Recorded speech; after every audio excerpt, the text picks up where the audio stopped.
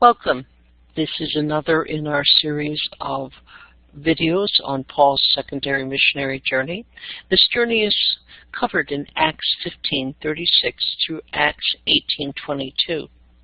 This is historical and geographical context for Greek exegesis on Acts and the letters of Paul. So let's begin. This time we're looking at Acts 16 through 34. Let's begin with the first set of Acts.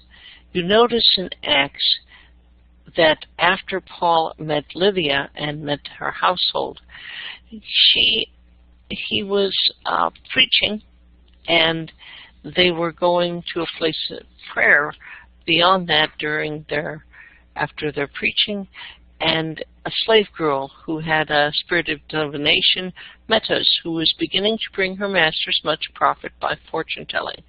Following after Paul in this, she kept crying out, saying, "These men are bondservants of the Most High God, proclaiming to you the way of salvation." She continued doing this for many days, but Paul was greatly annoyed and said to the Spirit, "I command you in the name of Jesus, come out of her." And it came out at that very moment. But when her masters saw that their hope of profit was gone, they seized Paul and Silas and dragged them to the marketplace before the authorities. And when they had brought them to the chief magistrates, they said, "These men are throwing our city into confusion, being Jews, and are proclaiming customs which it is not law for us to accept or to observe, being Romans." And the crowd rose up together against them, and the chief magistrates tore the robe off of them and proceeded to order them to be beaten with rods. And when they had been struck with many blows, they were thrown into prison, commanding the jailer to guard them security. And he, having received such command, threw them into the inner prison and fastened their feet in stocks. So the marketplace in Philippi was at the center. You notice some of the columns, the road running through it. The marketplace would have probably been in this general area, and it would have had shops off of it. So Paul and Luke and Silas were wandering around there praying. There is some supposition that Luke would have gone to medical school here. Now, the interesting thing is we probably don't understand what the attitude was for Romans and on demons and soothsaying. So Pliny the Elder says, "Frail and suffering, the mortal race, conscious of its own weakness, brought about this division so it could worship separately wherever his need was greater." So this really said the Romans looked to see if they could just get a little luck against the misfortunes by worshiping whatever gods there was. Seeing multiple gods, that just was part of the natural order to them. Celius, who was one of the later speakers for the Roman way of thinking about their gods, said this: "For perhaps we ought not to despise the opinion of those wise men who say that most of the earth demons are taken up with carnal indulgence, blood, odors, sweet sounds, and such sensual things, and therefore unable to do more than heal the body or foretell the fortunes." So you see, the foretell of the fortunes would have been seeing that this woman had a demon spirit, and they would have said, "That's fine." So that these demons would heal the body, foretell fortunes of men and cities, and do other such things as relate to this mortal life. They only saw them as having little power. The other says it's also said, the learned Greeks say that the human soul at its birth is placed under the charge of demons. Again, they see that this is the natural order. And we must either not live or indeed not come into this life at all, or we must do so on the condition we give thanks and first fruits and prayers to demons who have been set over this world, and that we must do it as long as we live, that they may prove good and kind. Now notice this would say that these men felt, okay, they've got this slave girl has been touched by a demon, but this is something that's part of life. So that when the forum in 500 BC is this woman, the demon is cast out, they're now worried that the misfortunes will be there and there'll be some problem. So as you see the forum here, perhaps that's where Paul would have been taken. Perhaps it would have been, as you see, in the same place in this logical drawing.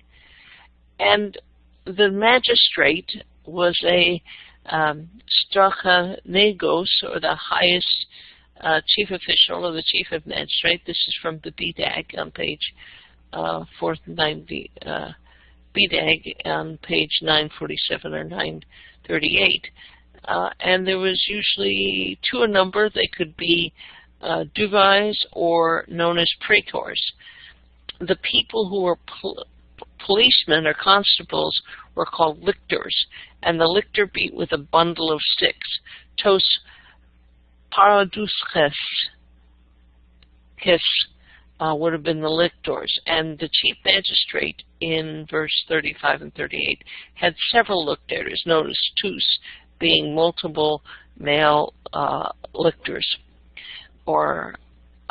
And usually Philippi was considered a place where they settled several of the Roman soldiers, so probably these were ex-Roman soldiers.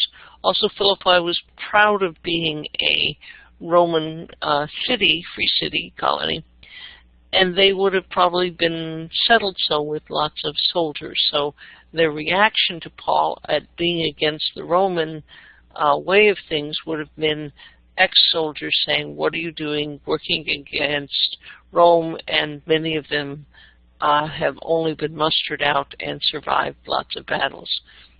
The Dismosophiskachs, the jailer or the keeper of the prison, is described, and that man was probably an ex-soldier, maybe not as high rank as the lictors, definitely below the chief magistrate. So when he's given this order, just like they do with soldiers, if you do not fulfill the orders, you would be punished.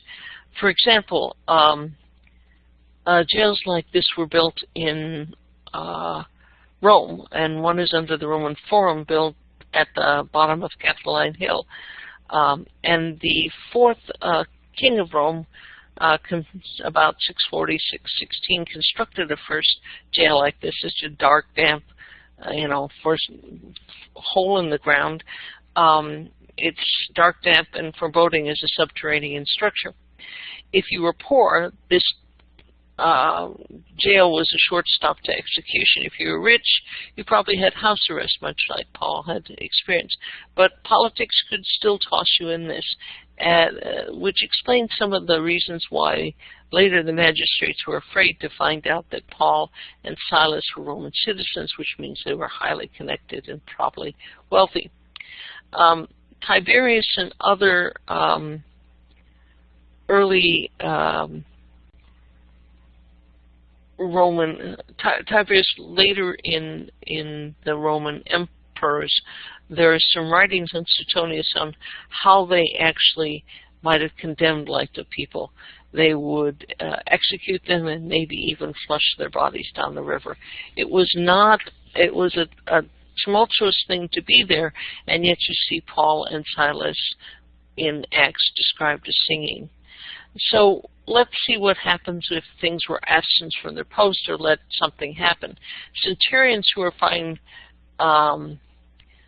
absence from posts who were sentenced to death like any other rank, but lesser dereliction earned them several degrading punishments, such as being made to stand all day in front of general quarters, sometimes wearing tunics without sorbets, sometimes carrying tent poles or sods, and this happened during Augustus, which is before Jesus. So you can see that the Roman soldiers were well aware of that. So when the officials were afraid, they were afraid with Roman soldiers that they would be suffered to punishment.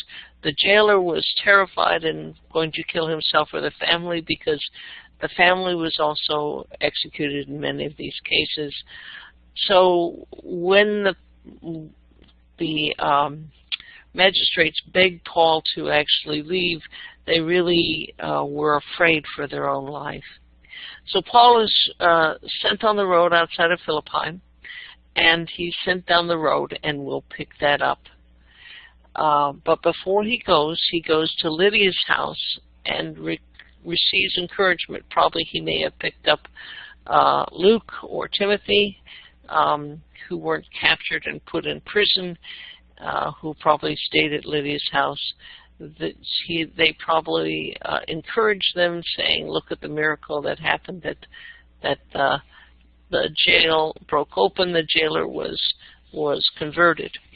So we leave Philippi and Lydia and go to Thessalonica through several other cities, and we'll pick this up in part 8 of these presentations.